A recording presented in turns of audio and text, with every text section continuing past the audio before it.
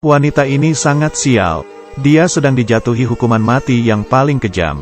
Semua laki-laki di desa melemparinya batu. Sebongkah demi sebongkah melemparinya, hingga menjadi babak belur. Di dalam ini termasuk ayah kandungnya, suaminya dan anak kandungnya.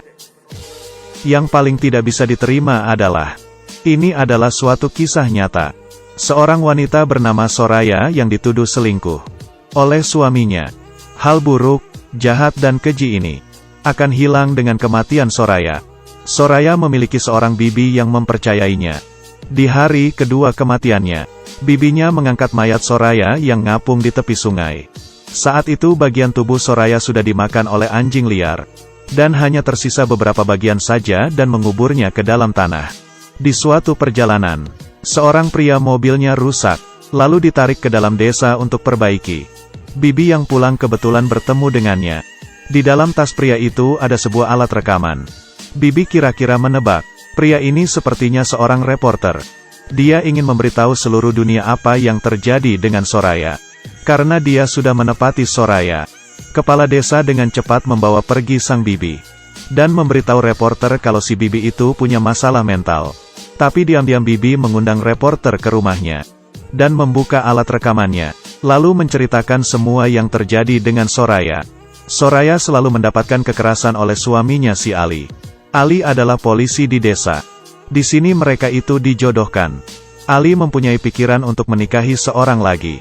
Tapi dia tidak mempunyai uang. Kebetulan di penjara ada seorang penjahat. Penjahat itu mempunyai anak perempuan. Hanya dengan membebaskan penjahat, dia bisa menikah tanpa mengeluarkan uang. Tapi juga karena masih tidak mempunyai uang, dia tidak bisa menghidupi dua istri. Dia pun mencari tetua di desa untuk melakukan perceraian dengan Soraya. 2 anak laki-laki bersama Ali, dan 2 anak perempuan bersama Soraya. Tapi seorang perempuan bagaimana bisa membesarkan anaknya sendiri? Soraya tidak setuju. Di malam hari Ali pulang ke rumah. Soraya mendapatkan perlakuan kasar lagi. Dan anaknya melihat ibunya dipukul. Sama sekali tidak melakukan apa-apa. Mendapatkan pengaruh besar dari Ali. Anaknya memperlakukan ibunya seperti seorang pembantu gratis. Ali mengusir Soraya dari rumah, dan membawa kedua anak perempuannya tinggal di rumah bibinya. Di malam itu, tetangga bibi datang. Istrinya sedang sakit parah perlu bantuan bibi. Tapi di saat bibinya sampai, istri tetangga itu sudah meninggal. Mengikuti tradisi di sana, setelah wanita meninggal, tidak boleh ada seorang pria pun yang datang melihat. Sang suami pun juga tidak boleh. Dan bibi bantu mengurusi proses kematian sang istri tetangga tersebut. Di pagi hari, kepala desa, tetua desa dan Ali dipanggil oleh bibi. Dia ingin membantu tetangganya untuk mencari pengasuh anak. Orang-orang ini menyarankan Soraya. Si Soraya selesai mengerjakan pekerjaan rumahnya, baru ke rumah si tetangga itu untuk masak, cuci baju.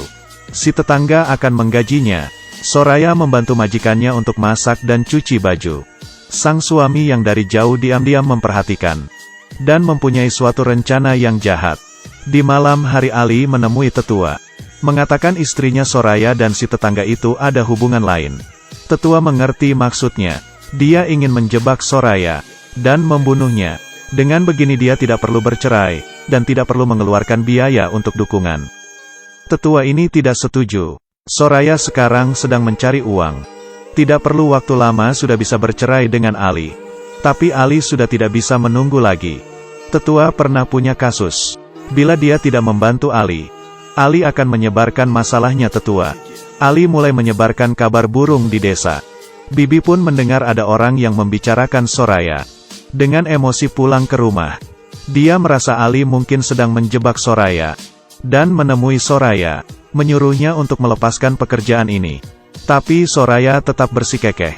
Apalagi, pekerjaan ini memberikannya pendapatan. Ini adalah harapan dia untuk bisa bercerai.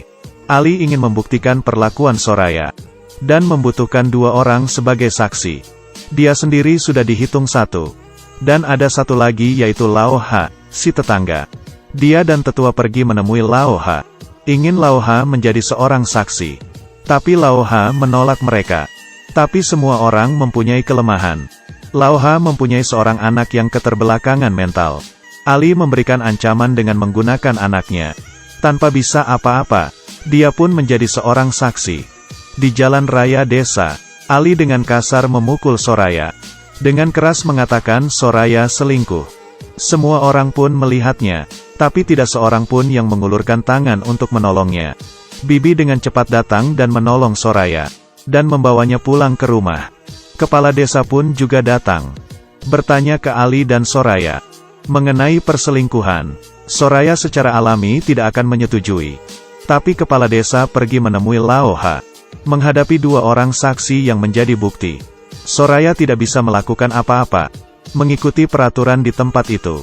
Di saat sang suami menyatakan istrinya tidak setia, sang istri harus mempunyai bukti untuk membuktikan dirinya tidak bersalah.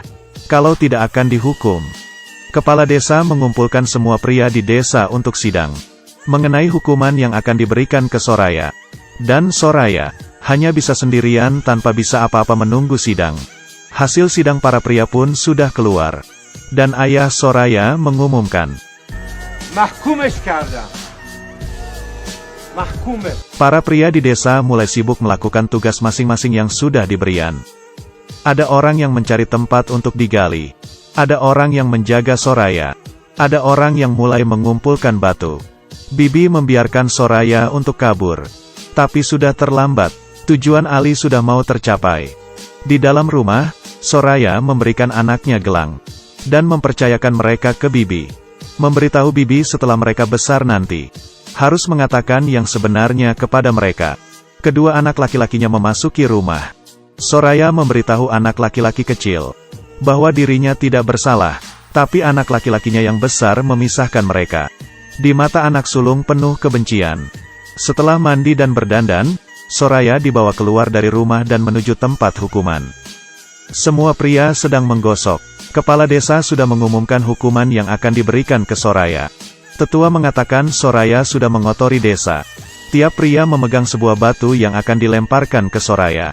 Untuk mendapatkan kembali kehormatan desa, Soraya membuka jubah hitamnya, dan dalamnya ia memakai baju pengantin putih.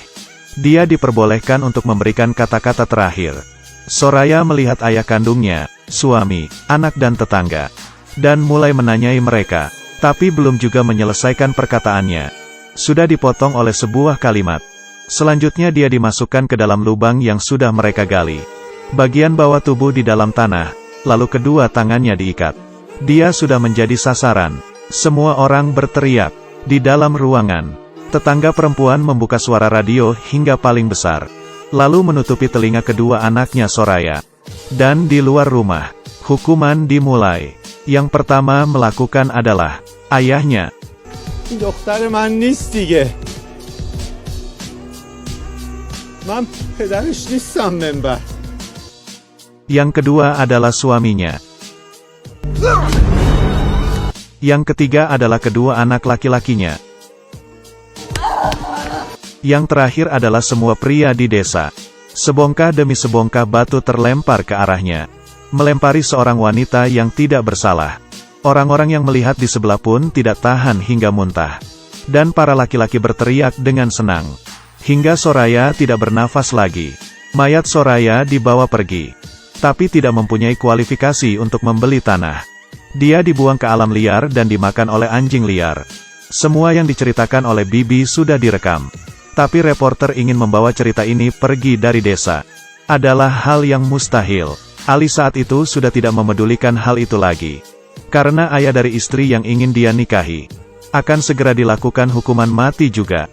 Dari perkataannya, usahanya sia-sia. Dan dari perkataan tetua, sibuk untuk bukan hal apa-apa. Mereka semua lupa dengan kejadian melempar batu ke wanita hidup-hidup hingga mati. Reporter ditahan oleh tetua. Para penduduk menggunakan pistol untuk mengancamnya agar menyerahkan kaset rekaman. Lalu kaset itu dihancurkan. Setelah reporter menyalakan mesin mobilnya, sang Bibi muncul. Di tangannya, barulah kaset rekaman yang sebenarnya. Bibi sudah menepati janjinya ke Soraya.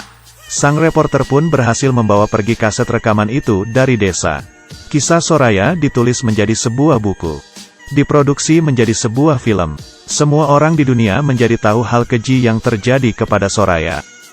Hukum rajam Iran dan isu hak-hak perempuan telah menarik perhatian masyarakat internasional.